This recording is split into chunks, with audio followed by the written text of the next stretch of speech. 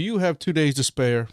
If so, go ahead and let's install Mastchain because it has taken me 2 days to figure out how to install this device. I've tried 3 different ways. Somehow on the 3rd attempt, which is technically almost a 4th attempt, I finally got it working right. So, I'm just finishing this whole video as far as recording it and setting it up on a device. It's 8 o'clock at night.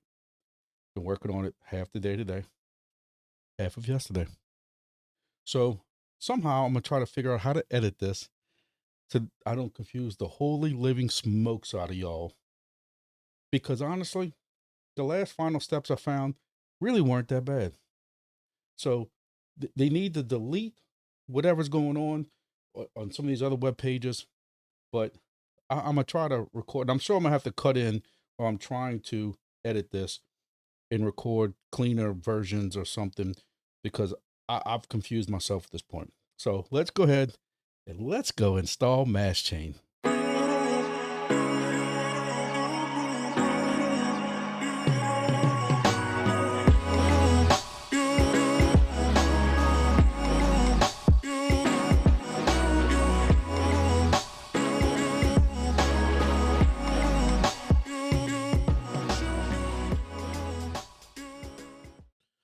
So a lot of y'all know that I've cut my teeth on this channel as a how-to video.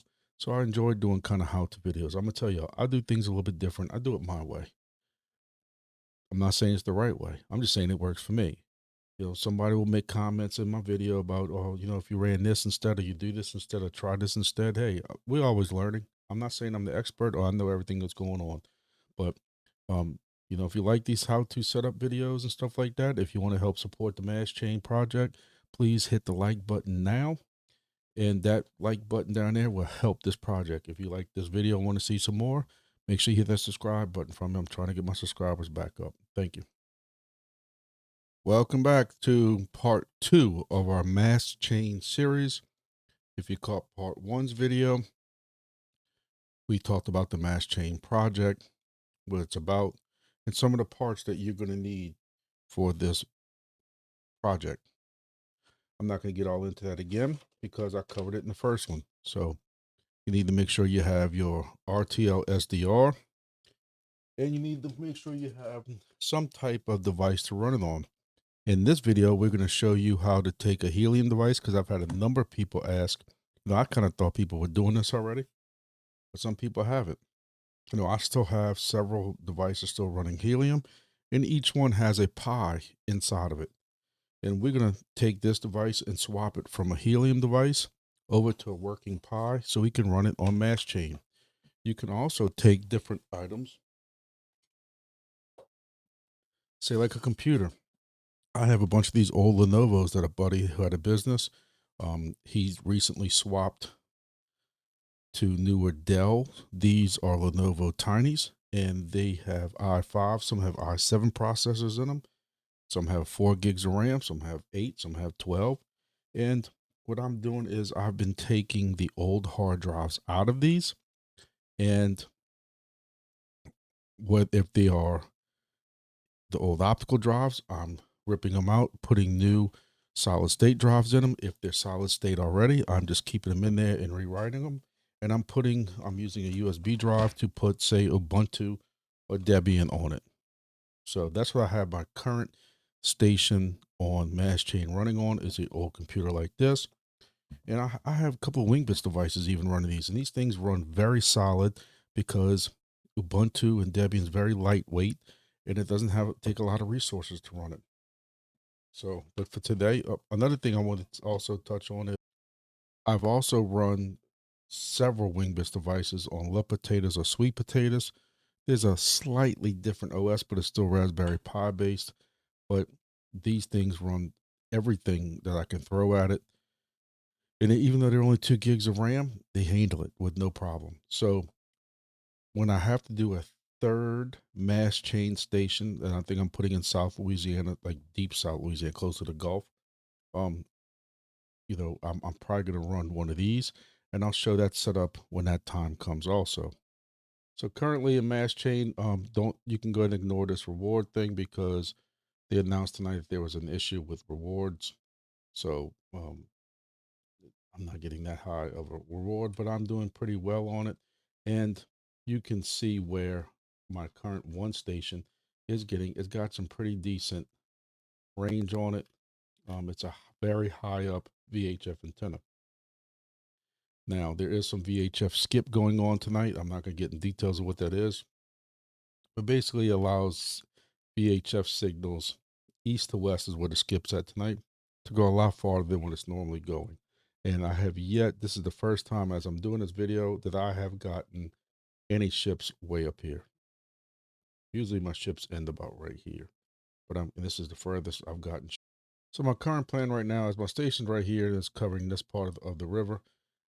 I am now setting up the station that we're going to set up shortly, and I'm putting it at a location that I have a host agreement with in Baton Rouge. Hopefully that can get me close to St. Francisville up here and down to the St. Gabriel area here, maybe into Donaldsonville, depending on, how far my antenna can go. Because if I can at least get it into this curve, then I'll have where my antenna's at this way covering up to here. I'll basically have Baton Rouge to past Laplace into New Orleans all covered. My next deployment, which will probably be 2 or 3 months away, will be in the Grand Isle area here, where there's a lot of ships that go back and forth. Or I have a buddy with a fishing camp down here. I'm trying to work a deal with him and try to get this, because there's a lot of this traffic that comes in and out of here. That's the mouth Mississippi River into the Gulf. So let's go ahead and get started. I don't want to make this video too crazy long as it is. And we'll go ahead and get started. And the first step of this Raspberry Pi is probably going to be very, for some of y'all know what y'all doing. I have people who have asked for this video, that's why I'm doing it, who don't know what step one is. So we're going to go, I'm going to have chapters into this on how to, so that y'all can skip past this point if y'all want to and go right into a device with a Pi OS already on it. But what we're going to do now is I'm going to show you how to convert this from a helium device into a Pi, and then we'll go from there. All right, step one is I have a little SD card right here. This one's just 32 gigabytes. You really don't need much bigger than that. They do have some bigger. Sometimes you get them at a better price on Amazon for like 64 gigs. Sometimes 128. But I got 32 gig brand new card here that I'm going to put in the SD card reader. Now, again, it's me. This is what I do. But I always run and open my Raspberry Pi imager, no matter if it's this or what's the other one called? Belina Etcher, but either one, I always right click and open this as a admin. So I'm going straight to OS on this, and I'm going with, I want the light version of a Pi OS with no desktop.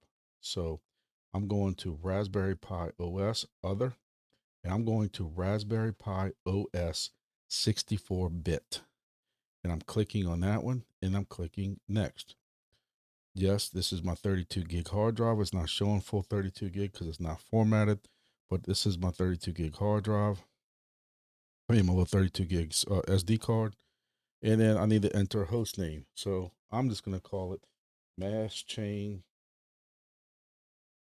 And you can make up whatever one you want, BR or something like that.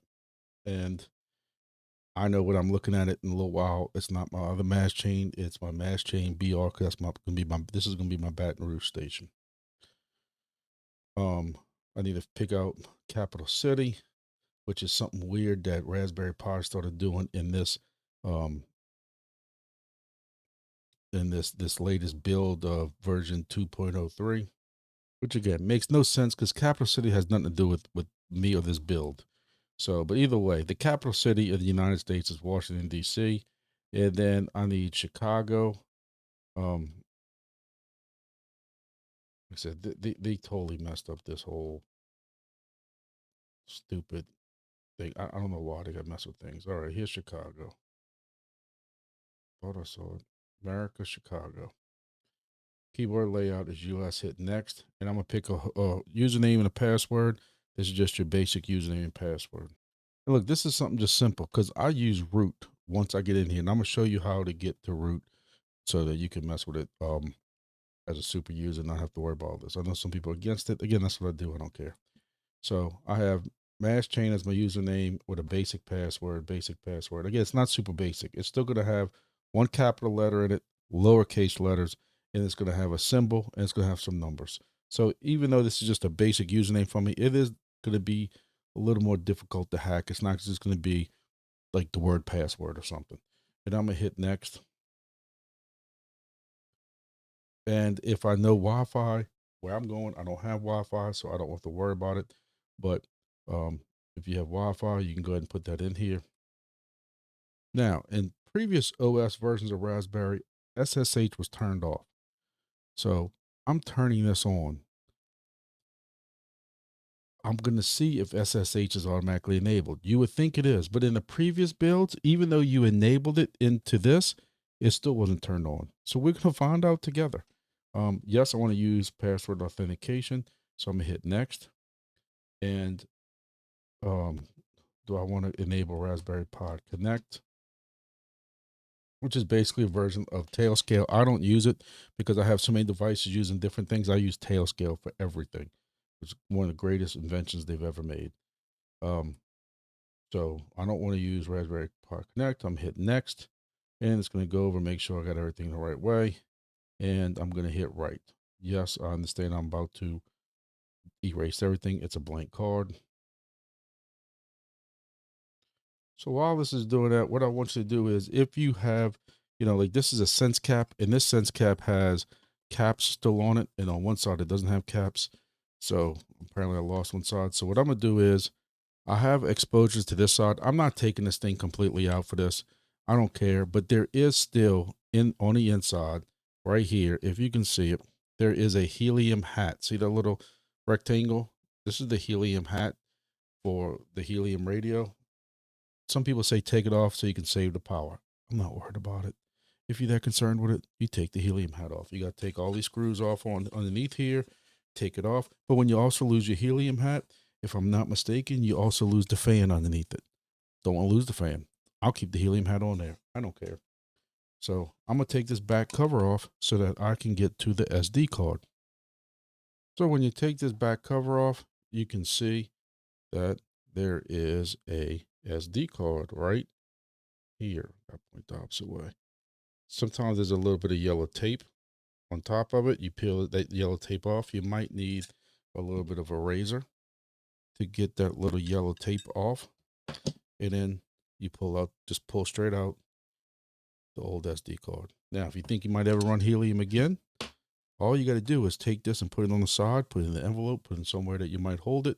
And guess what? You can do whatever you want with this new card we're doing, with this Pi for say 6 months, and decide, helium's going back to $40 a HNT. I want to go back to mining helium. All you got to do is take that chip back out that envelope.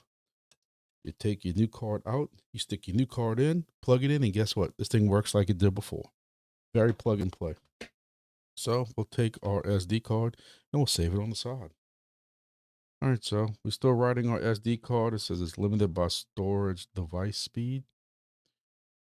But we're at 77%. We're just gonna keep on be patiently waiting for this.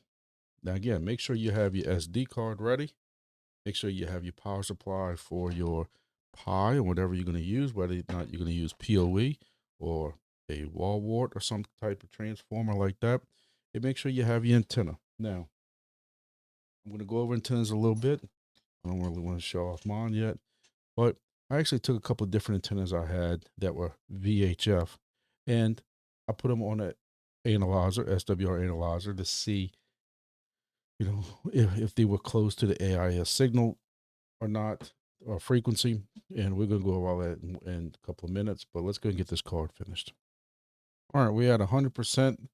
It after it writes, it does a validation, and after it validates, you will get something that pops up that says, boot FS, something on your Windows screen. Just don't worry about it.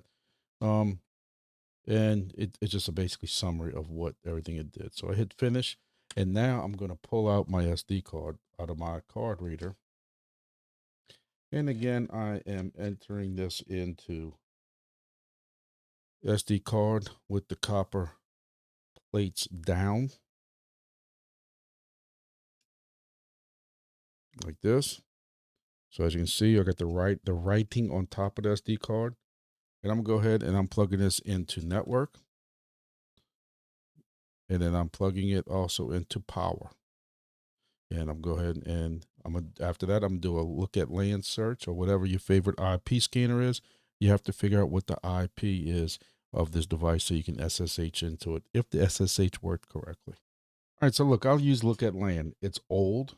I don't think it's been updated in literally probably about 10 years. It is extremely buggy, extremely wonky. But you know what? I'm old and it works enough for me. That's fine. You know, I did a scan of my entire network before I tried before I plugged this device in, and now I'm going to scan it again to see what new IPs come up. Now remember, if one of my kids' cell phones might have just connected Wi-Fi, I might see that also. All right, so I ran my look at LAN a little too fast. I ran it again, and it says 0182 is one of the new ones. And I then scanned, I pulled it out as I was pinging it. So this is it. So now let's see if we can SSH. Isn't this all fun? This is the joy of trying to find a new device in project. That's why I put chapters in here so that y'all can skip ahead of this if y'all know what y'all doing and y'all did this much already. All right, so this is a very good sign. We are now SSHing into our device using that IP we found. We're going to hit that. We're going to accept this notice. And right here, we're going to use, if we did it right, we're going to use our basic username and password. And let's see if we can get into it.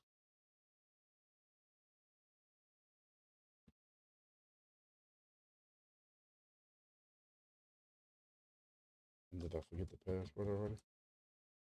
There we are. Boom, we're in. We're in. First thing I'm going to do, step one, is I want to enable my root stuff. So I'm going to type sudo su to make myself a super user. I gotta learn how to, it's been a long day. It's midnight. Sudo su, and I'm typing PASWD. And what I'm doing now is I'm going to make a root password. This is like an admin password. So don't forget it. You're gonna need it. And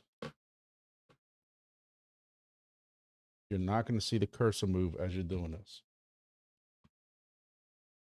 You gotta type it in twice and press in. Now, while I'm in here also, now I'm gonna type nano backslash etc backslash, I think it's backslash forward slash one of them, ssh backslash sshd underscore config, which should bring me to my SSH screen. This is my SSH permissions. I need to go down to authentication, and where it says permit login, I got to delete that first character. So it's all white now. And for root login, again, if you don't want to be able to log in as root, you skip this part. I want to log in as root. You know, the worst thing I can do is get into a Mastchain station with a pi. So I'm also going down to where it says password authentication. This already says yes. I just got to enable it by deleting that first character again. So where it says password delete, I'm pressing Control X. It's going to prompt me, do I want to save? Yes, I want to save. And what I'm doing here at this point is I'm rebooting my station. So I can just log into root from this point on. Isn't this fun? Like, we're not even close to setting up the Mastchain device yet. We're just trying to get our device ready. So, but that's why I'm here. I'm here to help y'all. So here we go. Gave it a good minute and we're going to hit open. And now we should have it. It's on my wrong screen. I got to drag it over. There you go. And I'm typing root and my root password. And I'm in. First thing I'm doing once I'm in here now is I'm doing an apt get apt dash or apt with the dash get space update space and then the end sign twice, then apt get upgrade space with a dash y. So it's going to do an update, it's going to do an upgrade, and it's going to, now there shouldn't be that much to it because we just downloaded this fresh from Raspberry, but I don't care. And we're going to hit enter, and it's going to check to see if there's any current updates that this needs before we go any further. You want to do it now and get it out the way than when you're trying to install stuff. All right, so from here, you got two different things. We did the update, and from here, you can either, I normally install Tailscale at this point, because in case there's something happens with my network or anything like that, I lose the IP, whatever like that. With Tailscale, anywhere I plug this in that has internet, I can get to it. So from this point, I normally install Tailscale, but we're going to go ahead and clear this out. And what I also do normally after this, because I did this app, get update app, upgrade, as I normally do a reboot again to start out fresh. All right, so now we have our pod ready to go. This is where it gets completely tricky at, and I hope I don't lose some of y'all. But from here, there are several different ways of going about this. And I'm also assuming that by now you have already gone to the app.mastchain.io dashboard right here, and you have already kind of set this up. You completed your onboarding, whatever you had to do, and get ready for your first station. You have to go ahead and make sure you have a wallet, put on here and that kind of stuff like that. But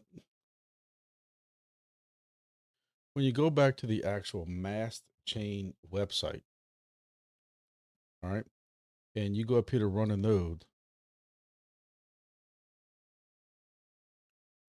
you already went to join a tracker. That's the dashboard. And you go to build IS, it's going to bring you up to this docs thing, how to build your own tracker.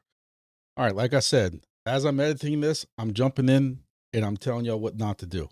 Ignore that website. Do not follow any of the instructions on it. Pretend like you didn't go to it. You do need to go to that dashboard and set up the onboarding part of it, but do not follow those steps at the very least for a Raspberry Pi. I don't know about the other stuff for Mac OS. I'm not putting this on a Mac.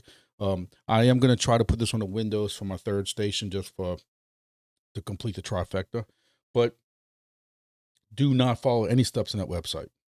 I'm going to be straight up honest with y'all. There's a reason why I've taken this long to do a setup video is because some of this is very convoluted. There's a way of doing it through their website, following those instructions, which seems very wonky. There's also a docs, separate GitHub docs page that I followed that got me online. And there's also somebody who has a video on doing it through a Docker, and I'm gonna post a link to his video if you want to do it the Docker way. I haven't had luck with Dockers. I've had issues with Dockers that they close very easily. If you close the SSH, even if you try to keep it open and you do a separate window type thing, I just had issues with it. In the Discord, people say they rather a Docker because they know how to run them. Apparently, I don't know what the hell I'm doing. If you prefer how to do a Docker install, I'm going to have Handyman Savage's link in my video below, and you can follow his instructions on how to do a Docker. I'm not going to do it here. I'm going to do it the actual script way, so I know that it's running when I need it to. All right, I am now from the future. I am 2 days now past where I stopped at that point because I had an issue with I could not detect my SDR. So in case y'all are having that same issue, I sat here and troubleshoot my devices. I tried to program it with different scripts and stuff, and I had issues and issues. For the first time ever, I had one of these fail. Now, I don't know where I got this from. Again, at one point I had a pile of them. I've used all of them now. I tell you, I like these now with my Wingbits DIY devices. So I'll have this with I'll pair this with one of those purple LNAs with the filters. So what happens is this one quit working. So I had to go outside of my backyard and steal one. How did I figure out this was bad? Let me show you. So what you're going to do is you're going to come, and if you have this plugged in and it's working, you're going to come up here and you're going to press LSUSB. I have to say LSU, because we're LSU down here.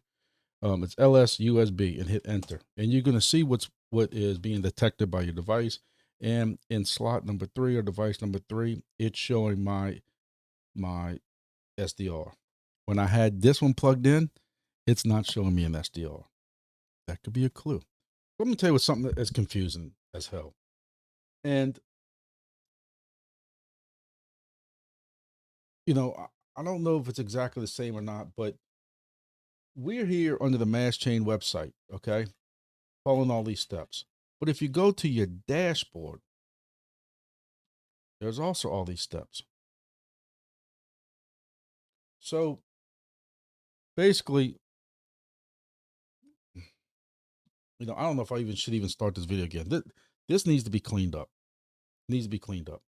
So what happens is when you go to Mastchain, you need to do, and you should be logged in, create an account, and everything like that. You go to complete onboarding. Now, I already have one station. I don't know if this is going to screw up this station, but underneath where my head's at, there's a next button. So you should have your connect your wallet already. You know, you can read this, how to configure T-Wake and MetaMask. I'm trying not to make this video too long because I'm going around in circles right now. I'm starting to get kind of frustrated, grumpy. I told myself I was going to be grumpy in 2026, and here we are. So, you know, this might be an easier way of doing all this. But if you follow this step by step, you know, maybe I need to put a precursor in the beginning of this saying, hey, watch this whole video before you actually do these steps. I don't know. This is getting frustrated. I'm getting pissed off. So, how to configure your MetaMask wallet? Do that. Copy and paste your address in here. Hit save. Then go to next. Next thing you're going to do is you're going to go to this map and figure out where you're going to put this thing at. I'm putting this somewhere in Baton Rouge. Now, you can always change this later, but hey, here's Baton Rouge. I'm putting it in Baton Rouge. I ain't trying to hide it from y'all. I'm past that point at this point. So here we go again. There's a Windows version, Mac OS, and Linux. Why I kind of like this one better? Because it has all this information already for you. So, you know, and I don't know if you know anything with this password anyway. I'll change it because there's a way you can change it. All right, I'm back again.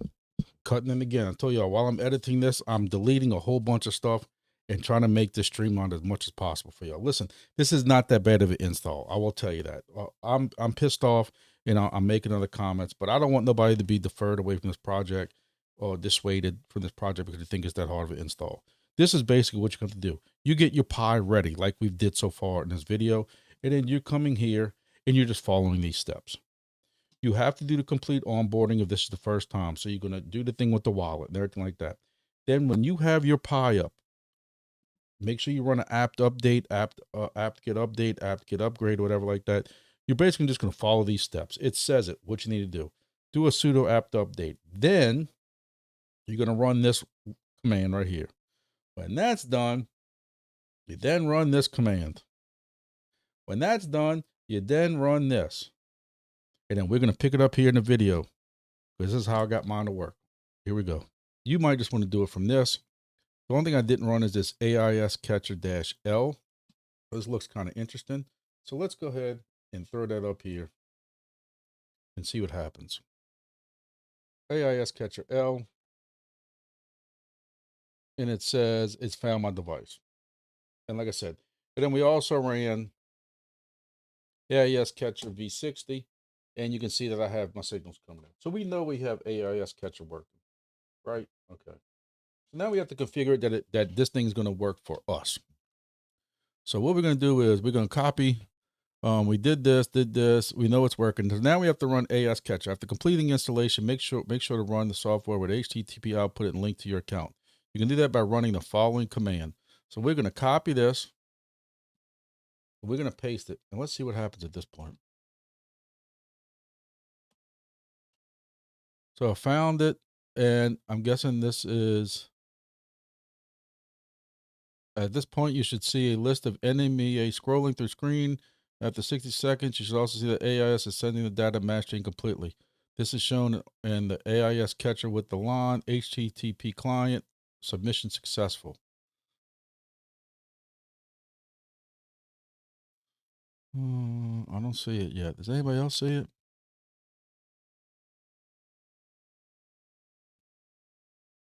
It says after 60 seconds or not. So we'll wait. I'll pause this for a second. So I got some type of error. If I scroll up enough, I don't know if this is going to stop or not. Let's see if I control C it. So if I go up here somewhere, I saw it gave me some type of signal 200 error. All right, right here in the middle, return code 200. No idea what the hell it means. So it's supposed to say submission successful after the words return 200. I don't see that. I just keep telling myself they're in beta and they're new. They're in beta. So I'm supposed to see this. But I'll tell you what, let's go to next. It says you're online. Your station is live, contributing data to Mastchain. You can monitor your performance, earning coverage. Go to the dashboard. All right, so if you're adding a second station, which I just realized this, you go to your stations channel page right here, and you press second station. So I'm gonna do a second station. I need to edit the name, and I'm putting it as, it ain't gonna let me fit Baton Rouge. How about Baton Rouge? Close enough. And then I have to put the GPS, which I had to go fix my last station. This is, I can't say that word. All right. And I'm hitting save, right? And then Linux, mine, whatever. And then I'm gonna go up here and do this. All right. So now when I go to my dashboard, it tells me Grumpy's online, which is my first original station. Next is Baton Rouge. So I need to probably rename this to the city where I have this at before I get confused even more. But I will say, my first station took 24 hours to show up online. So I'm not sweating this just yet. Now, what's some advanced stuff that we can run? All right, I'm cutting it again. This is not advanced stuff. This is additional step that you're going to have to do. This is the only way I got my station online. So don't look at this as an advanced a step or anything that's optional. This is not optional. You're going to go into this, install this web GUI, and that is how you're going to have to upload your data to Mastchain. So I don't know why it's not a step on here. When I follow these steps, it did not work. As soon as I followed this advanced thing, it worked. So I got to try to cut and paste without confusing everybody on what's the next step here. So bear with me. Just because I like to confuse y'all, I'm confusing the hell out of myself here. I am jumping back in between some of these install instructions. There's 3 different pairs of install instructions. They're going to have to get this completely straight first. So I'm back on this GitHub page from JVDE. All right. And there is on one of these lines, for start first run underneath here. Basically, all the stuff that we did up here is the same thing we already did following those other instructions. So, you need to make sure you're running the AIS catcher as a background service. I don't know if the other script's doing it. I don't want this to turn off if my device reboots. I run a cron job, whatever you want to call it, that all my devices, every one of my devices, I don't care what it is, reboots every 2 days. At first, I didn't do that, and I was always having to go somewhere or every 3 or 4 weeks to one of my stations or getting a host rebooted or something like that. I don't want to do that no more. So what I'm doing now is I run cron job every 2 days, reboot on all my DIY devices, no matter if they're Wingbits or whatever they're on. Anyway, but I also want to make sure that that this starts whenever it reboots. So this last line, it says to ensure AIS catcher starts automatically at boot time, enable the service. So you want to copy this and then go to your Pi.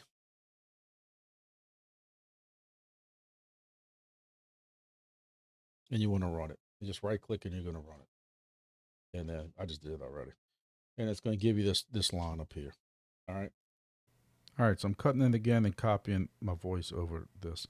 You need to go in here and follow the instructions for installation of a web GUI. On here, I say it's optional, but it's not optional. This is the only way I got it to work. You have to install the web GUI, and then we'll go from there. All right, so we're going to copy this right here. Go back to our Pi. We're going to paste it and hit enter. And again, you're doing this after the AIS catcher. And I don't know if this has anything to do with the project or not, because this is technically a separate GitHub. This is kind of like the advanced features. and we'll see what happens. I don't know. Maybe we'll blow it up. All right. So after this long install, it says it's all correct. All right. All right. So now what you can do is you open up a Chrome on a computer that's on the same local network, and you're going to put in the local IP with the colon 8110, which is the port, and you're going to get this page. You're going to accept the terms, accept next, and the original password is back on this page right here. You're going to go to under this where it says AIS Catcher Docs. You're going to click on Basic Usage, Web GUI. When you get the Web GUI, it's going to tell you how you get to local port 8110, and the username and password is admin, and then it's going to prompt us to change it. So we're going to type in admin and admin, and it brings us to this page, which we're then going to type in our own password.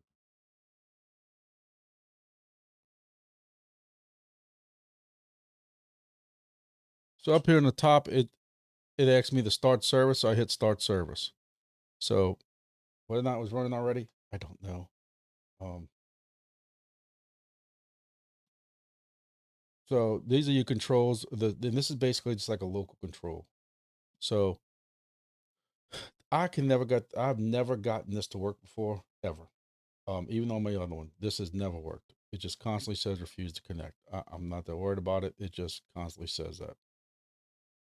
When you click on input that's over here, you'll see that it's already got the RTSDL, RTLSDR already done. So, that's done already. Output settings. This should all be basically done already. All right. So since my station has been 2 hours, my station has not been online yet. Still not online.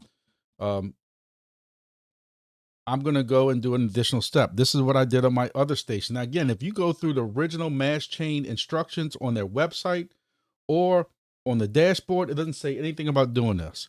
But again, this is what I had to do on my other website, on my other install station. So I'm going back to that local dashboard, which is here. I know my station started. I can see my station's getting messages, 283 messages, 4.7 messages a second. I don't know what's good or bad, but hey, that's where we at. And I'm coming to output, and I'm coming to HTTP. I'm then coming up here to add an item, which is going to bring me this. And then I'm coming up here and I'm typing.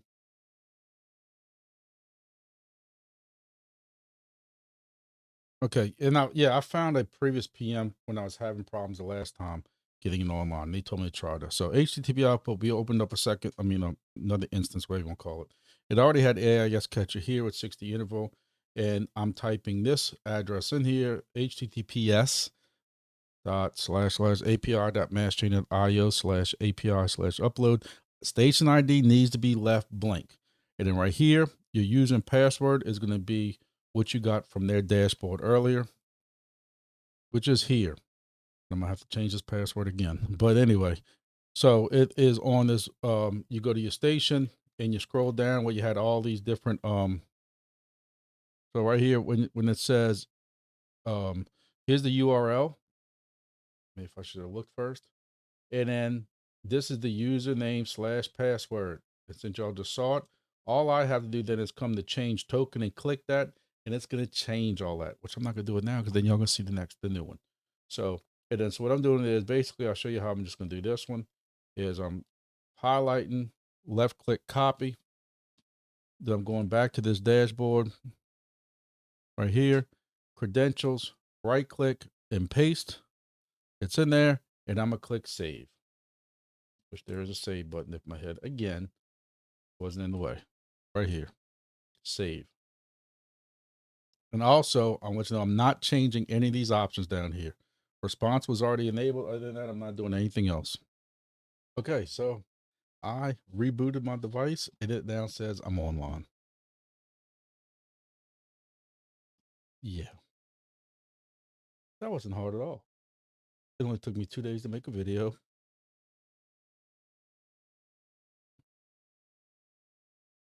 And, you know, of course, it's not going to differentiate between,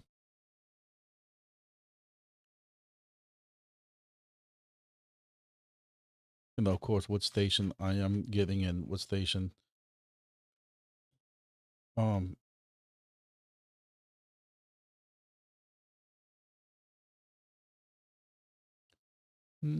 status. So it says status right here. Let me shrink that. Grumpy station online is my first station, and my Baton Rouge station is online. Boom. My stations, Baton Rouge. Looks like we up and running. All right, so I did a reboot and everything's working. Apparently, you know, like I said, if you're running this internal thing like this now, you're not going to be able to use that script that tells you, you know, whether or not it's working or not. So I don't know. You can see both my things are online. I don't even know how I'm going to start editing this video because, you know, like I said, I tried 3 or 4 different ways. I picked a bad time to run out of alcohol at my house. But I'm gonna be honest with you. This is how I'm probably gonna end up. I don't know how I'm gonna edit all this out. It's gonna break my heart after working on this for 2 days. All the video I had to record to delete 2/3 of it. But basically, honestly, the easiest way is to come on here, create your account, you know, and go to stations. Either create a new station if it's, you know, the first time, or, you know, if you go to complete onboarding, it's gonna be, you know, how to onboard your first one, and following this dashboard. That's gonna be it. And on this page where it says web viewer on the side right here, I believe you can set up to where you can put an external IP here. Um, if you know, go back to following those instructions that we saw, it'll show you examples of how people can do this. And again, look, I know I'm way off base right now. This has nothing to do actually with the Mastchain project. This is more of the stuff that AIS Catcher offers. Um, you know, and you can kind of read through this. And if you want to see your viewer, you're going to go to your local IP. And this is what I was trying to get to, :8100. Let's just go in here and we're going to type a whole new address. So we know we're 1971.82 :8100. All right. So I didn't fret. I rebooted it and this is what I got. So now on my local IP, :8100, as you can see, I am at my house. And I don't know what this is. But anyway, so currently with my device here at my house, this is my antenna outside where half of my house is blocking some of this. I'm still getting several stations here, all stations here. And again, this is also at ground, like almost ground level. I saw the video with the air conditioning, stuff like that. And as you can see, this is what it's getting. Not too bad. I don't know what these little blue diamonds are. Oh, you know what? There's a tower right there, and I think Coast Guard's got something on it. There's a tower right here too. Sure is. So this must have some kind of thing, something marked. But anyway, so we have our AIS catcher now running, or the advanced thing. So obviously they're playing with this for a little while. So you can go down here and press start fireworks or stop fireworks mode, because I already started it. It's start fireworks. And I guess this is how often they are transmitting, I'm guessing. I don't know. Learn something new every day. Show ship labels. The Madeline Michelle, fuel leader, Hell's Point. Let's see what else they got. Toggle kiosk mode. Okay.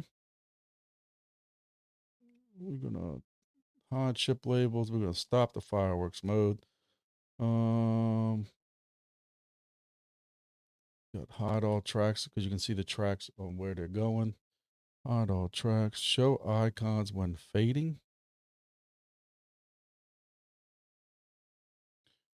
Show station location not available. Let me see if I can go fix this. So I'm just playing around again with my viewer.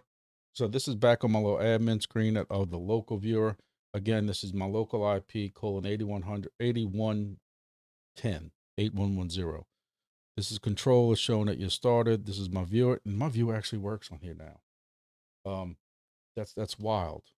So I can go to 8100 and see the viewer, or I can go to 8110 and see the viewer, which again, that's wild because I could not get this to work at all on my other one. If I go to system, I mean, if I go to this little tab right here, this, I don't know what this is, little briefcase looking thing, it tells me what's coming in from channel A, because AIS is two different channels, channel B, class A positions, class B positions, total messages.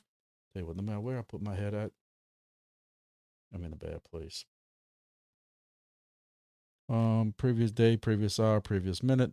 It tells me my RTL device and all that stuff like that. It's pretty cool. Messages per second. So this is like kind of like graphs on Wingbits, or any kind of ADSB. This is searching for ships, so I can actually search for ships. This is what I'm catching up so far. And it actually tells me my distance. So I'm getting 51, 51. So I wouldn't go by this. This right here, I think is going to be those transponders that are on tower. So my furthest ship, it looks like, is the Gracie Eternia 42.7, which again is my 3.5-foot antenna that I built myself on ground level. What I am going to do is I got to figure out my connectors. I want to hook this up right now in a minute to the ham antenna to show y'all what I've been trying to say in the Discord is that an off frequency antenna is going to work, but you're not going to get what, you see. You're not going to get the same amount of things.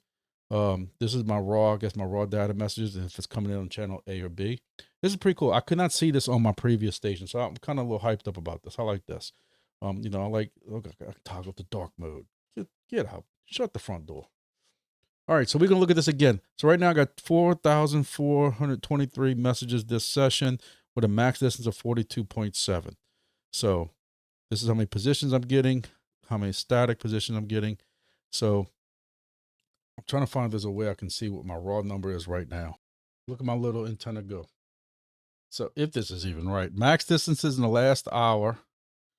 So from my house, southeast is in between the river where I showed y'all, but you're getting 42 miles, 42.12 miles right here, 35, 42. That's not bad for that. And that's the max. But another cool thing, I'm just kind of playing around with some of this stuff, checking it all again, because my station's still showing offline. Even though this right here says the AES catcher is online, but on this control thing up here, this is the control thing. I'm kind of zoomed in. You can actually do a couple of different like upgrades, app-get upgrades, app-get updates, upgrade all, reboot, system reboot. So you can do a couple different things from here. Also, checking my viewer, I'm still getting a bunch of stuff. I'm trying to figure out how to put my station name right here.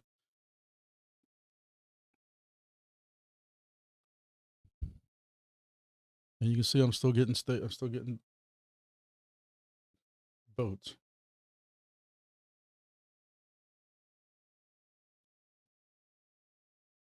All right, last time I'm cutting in because I think I'm finally done. It is 11 p.m. and I'm finally done editing this video, piecing the partner together.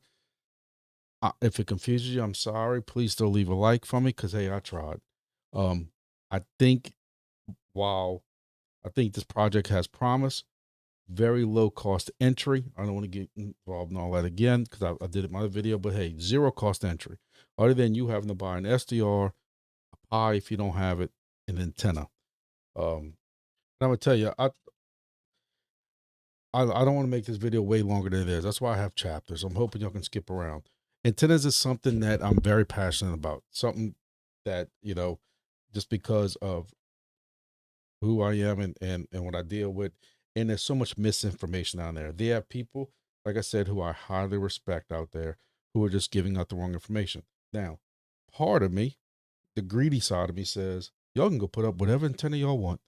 Because if I have the correct antenna at a very good height and y'all have crappy antennas, that's more for me. Then y'all doing less of an impact for me. But I also want to see the project successful. Ham antennas don't work with this project. Now, I have some videos. I'm going to try to cut and paste it right now to make it where it's not stupidly long. Will a ham antenna work? Will a ham band antenna work? Will a 2-meter, 144 megahertz antenna work? Yes. Same reason why people used helium antennas for Wingbits, even though the megahertz was almost 200 megs off. There's a reason, because you're still going to catch something. Can you catch signal with a metal hanger, if they even have metal hangers these days? Yes.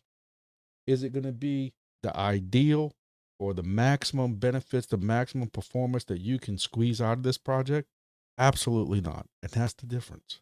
I did enough videos where I would show y'all what I was getting for Wingbits with a helium antenna, even the best helium antenna that's out there, and then putting the 1090 antenna that I suggest that gets me way better results. And I showed y'all video proof of that. And yet I have people on here still arguing with me about antennas.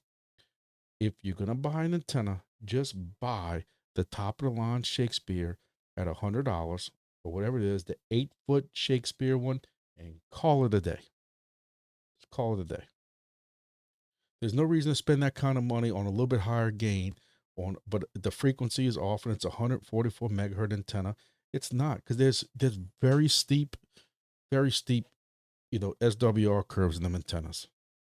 So I'm gonna show you the antenna that I bought, that I've been kind of referring to. I didn't buy it, somebody gave it to me. And you just trim the metal down to whatever side frequency you want on it. It comes with a base like this, and basically you're putting the whip into the base, but it tells you, if you're looking for 162 megahertz, whatever 162 megahertz is, I can get it to show. There you go, 162 megahertz. Then I need to cut it for 30, whatever it is, 33 1/8 inches. And that's how that works. All right, so I started out with a rod that was about twice as long as this. I trimmed it down to 34 inches. The chart said 33 and a half, or 33 and a quarter, or eighth or something. And what happens is it wasn't long enough. I mean, it was too long, I'm sorry. It's tuning at a 1.1 something at 151 megahertz. So I need to take off, according to the chart, about another 3/4 of an inch to an inch. So that's where this mark is. So what I have to do is I didn't have to come here, because I don't have nothing really to cut metal. So, and y'all excuse the mess, because we just cleaned up the garage, kind of like an early spring cleaning, since it was 50, 60 degrees here in January. So what I'm gonna do is I got a metal saw, actually metal hand saw. So there's a little pain in the butt, because none of my wire snips are gonna cut something this thin. I already tried, it didn't work. Something this thick. So I'm gonna cut this right here and then go back inside and measure again.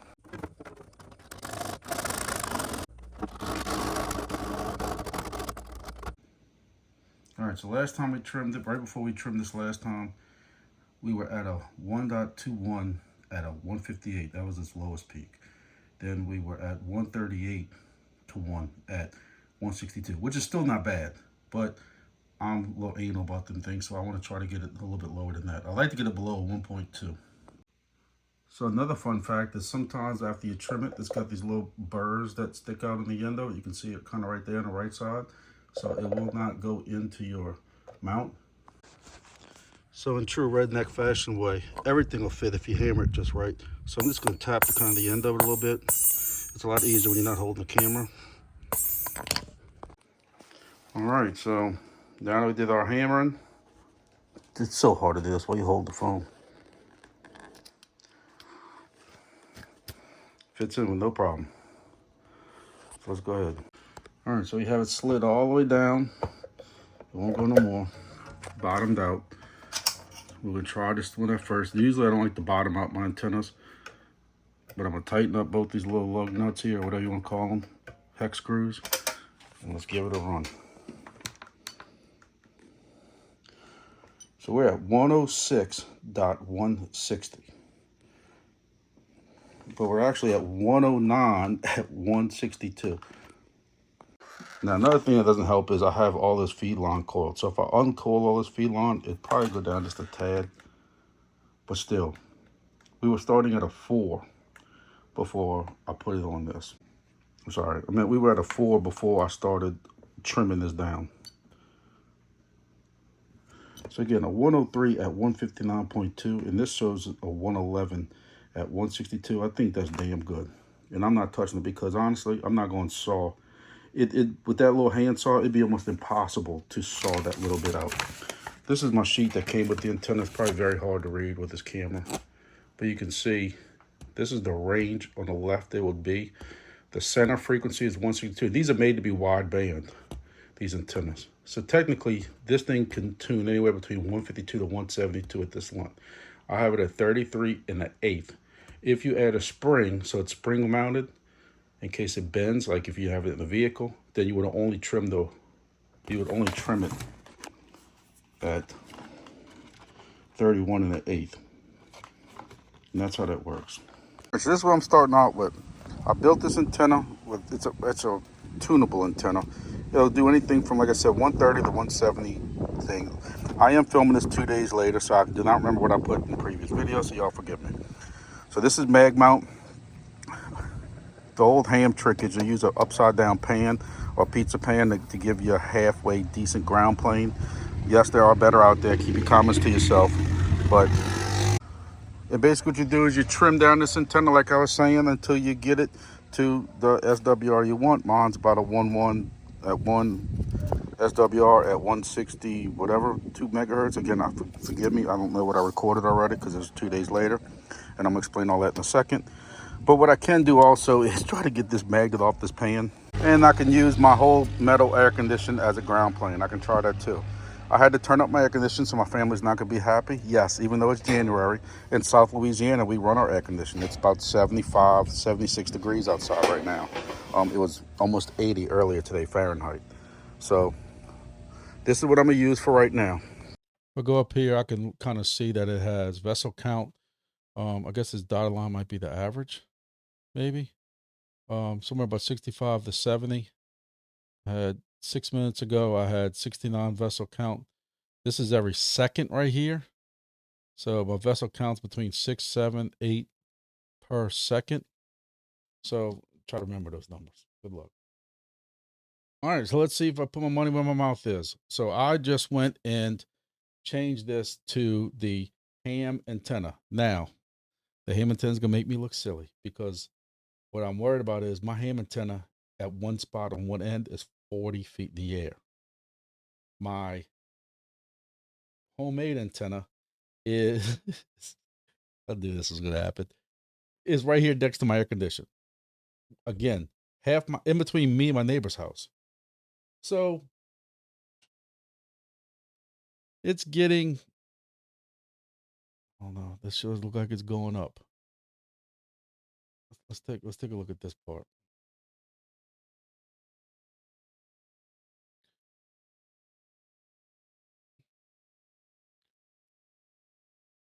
You can see I'm getting some, still getting them. So look, hey, it goes to show you a ham antenna will work. I'm still going to sit here and say, even though it's making me look like a clown, you do have a little bit of decline there. But again, this ham antenna is 40 feet in the air. I guarantee if I put this antenna 40 feet in the air, or maybe got it over my roof, it would probably increase. Tell you what I'm gonna do. Just to so I don't look like a fool, I'm gonna move this thing outside.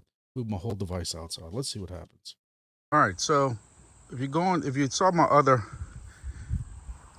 video, this is my ham antenna. This antenna is tuned for about 3.5 megahertz, 3.5. Now again, marine is 162.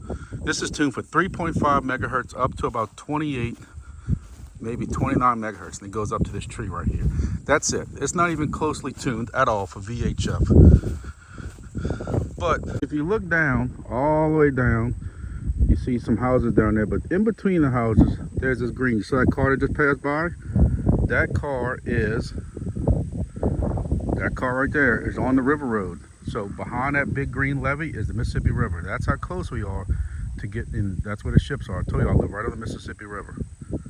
So when you're using an antenna that's not even tuned, like certain people saying, hey, is a 144 megahertz antenna that you can use for ham radio. That's not necessarily correct. Now, can you use it? We're not transmitting, so you're right. You're not going to damage anything. It will pick up.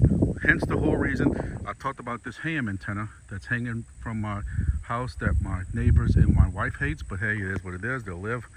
But can you use it? Sure. Is it going to pick up ships this close? Absolutely. Am I getting 40-mile radius like I am with a properly tuned AIS radio, 20 miles in one direction, 20 miles in the other direction, with some good height?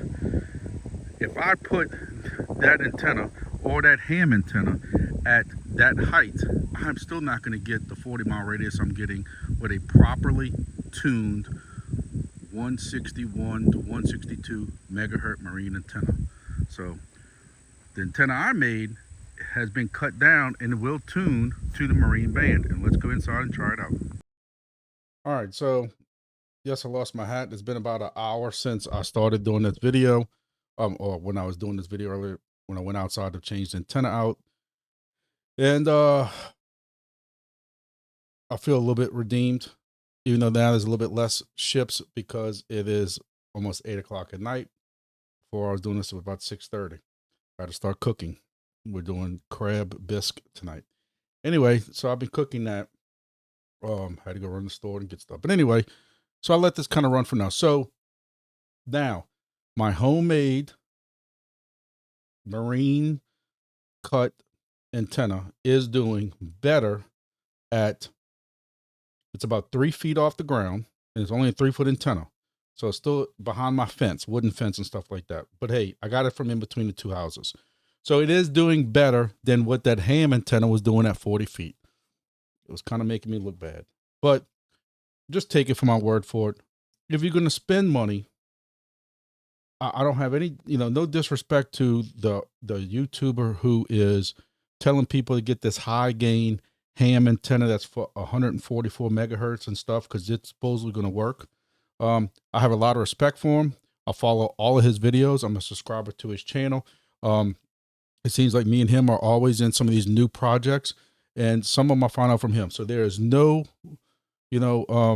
disrespect for him at all, but I know my antennas. Y'all have seen me before on the Wingbits stuff. Y'all know that I was #1 in Wingbits for a long time until I decided to go sell some. But either way, trust me, if you're going to spend $80 to $100 on an antenna, just get the Shakespeare 8-foot antenna, the classic of the classics, which is probably the best antenna you're going to get, and call it a day. That's probably the best antenna that's out there for marine and for AIS. You can get 3-foot, but with VHF and this AIS stuff, I'm telling you, the longer the antenna, the more, think of it as a glove. The bigger that glove is, the wider that glove is, the taller that glove is, that's more stuff it can catch. And you got to look at it like that. Height and the length of this antenna is going to make a difference in this project. So I will be moving this sometime next week to my Baton Rouge location on top of a building using this antenna. If I don't have to go spend $100 on an antenna right now, trust me, after the holidays, I'm not going to do it. So I'm going to use this antenna that I made. And again, I didn't completely make it. It was an antenna that somebody gave me, and it comes where it says 138 to 174 megahertz, and the antenna does not automatically capture that, because I see people talking about this on Discord also.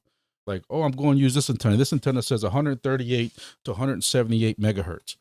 No. It's tunable. The most you're going to get out of it is about a 20 megahertz spread. So, and this paper even tells you that right here. If you want it at 140 megahertz, it's going to be, that's 146 megahertz. It's going to be tunable between 136 to 156.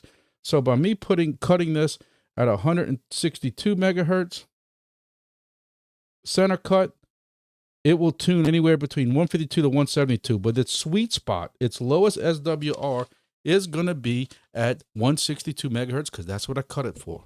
And then it gives you a little bit of slide variance so that you can slide it up and down in case you cut a tad too much or a tad not enough. I actually need to cut about this much more off of that antenna. I'm not going to do it because it's a pain in the butt. I got to use a handsaw. I don't have anything that can cut this thick metal. Nothing here. I don't have those airplane metal shears. I have those at work, and I'm not waiting. I wanted to get this video out. So, but I want to say this again real quick. I'm only using that antenna because that's what I have on hand. It's trimmable to become a marine band antenna. Preferably, if I had money to burn, Grumpy would be buying the Shakespeare 8-foot antenna with the metal bottom on it and calling it a day. Calling it a day. You can use some of the Shakespeare AIS antennas, but they're only 3 or 4 feet. I want for VHF, I want the longest antenna I can fit wherever I am that's not completely, totally obnoxious. But for a project like this that's brand new, don't know what the future holds really, I'm not going out with all these expenses. I had to buy another SDR already. That was another $40 right there. So I'm trying to kind of keep this in-house. But again, this is strictly my suggestion, not financial advice. Not saying nothing else is going to work, but if somebody wanted to know, or they have been DMing me for 2 weeks now, what's the best antenna right now you can get for this project? Shakespeare 8-foot.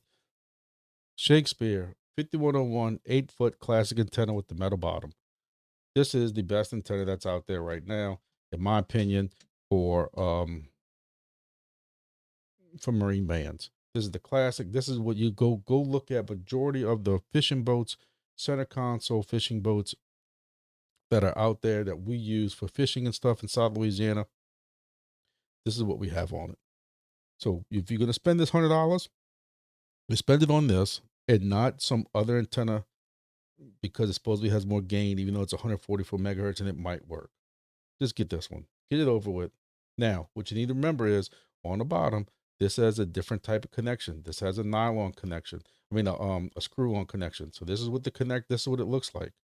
So beware of that when you have to figure out what kind of mount you're going to get for this. So, and like I said, you know, you have different antennas that are down here. You have 44-inch antennas. You have some, you know, this Sayak one. I've seen people comment about this one. You know, I've even seen some Shakespeare. At one time, Shakespeare had one that was like 12 or 14 feet long. If you can find it and you don't mind that kind of space, I would get it. But with VHF, the longer that antenna is, the more you're going to pick up. And that's how important this project. You see these little short antennas like this that are 16 inches, I would punt them out the window and I wouldn't mess with them. So here are some other ones, and I have some links to some different ones down in the description below. But again, mileage will vary, depends on your height and everything like that. I'm going to show you just little quick videos of me trimming this antenna and setting up this antenna that I have. All right, guys. I'm gonna tell you, this by far, in the 3 years I've done this, is probably by far the most difficult video I've had. At least the top 3 or 4. As far as editing, putting it together, trying to install something.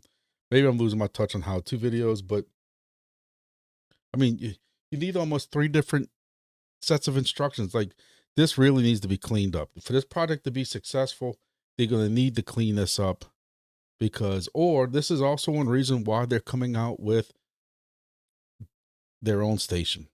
So people ain't got to go deal with this headache. I hope I didn't confuse y'all way too much. I hope I didn't deter y'all away from the project, because honestly, once it's up and running, it's up and running. Follow the dashboard. The dashboard that you sign into from the website, not the local dashboard, but the dashboard for was it Mastchain, app.mastchain.io. Follow that onboarding there. That gets you 90% there. And then you go to that virtual dashboard thing and a GUI, and then you finish it out there and you're done. So, hey, half this video was about setting up a Pi. I tried to make it easy for some of y'all, because I still get that is one thing I still get questioned about for months. No matter what project it is, people getting away from helium and stuff like that and wanting to just run it as a Pi. What am I putting on it? Just put on Raspberry Pi. So here's a video that y'all can even go back and look at like that. I'm sorry it took over an hour for this video. This is probably the first video I've done in a long time where I had to just keep going back and just record something, insert it, go through some more steps, then come back and record. And then it's like I'm cutting a movie or something. But hey, I hope we all get to it. I hope y'all give me a like button just to for my effort I put in this. I really appreciate it. And look, I'm doing this for Mastchain to try to get them, you know, make them successful. I'm making nothing off of this because there's no referral codes, like some people have said. There's basically, other than y'all using my Amazon links, and I make about 13 cents. I'm not exaggerating, off of whatever y'all buy on Amazon. It's very little, very little. But other than that, that helps the channel out. Like hitting the like button is the biggest thing I can ask for. So I'm not gonna talk no more. This is just, my brain is fried. I need a drink. But hopefully, if y'all need anything, please join my Discord. We have a Mastchain section in there. Go in there. You can ask questions. Join the Mastchain dashboard Discord. Join their X. I'll have all the links below. Get in the project. It's not a hard project. 3 basic things you need, and that's it. All right, I'm out. Thank y'all for watching. See y'all next video.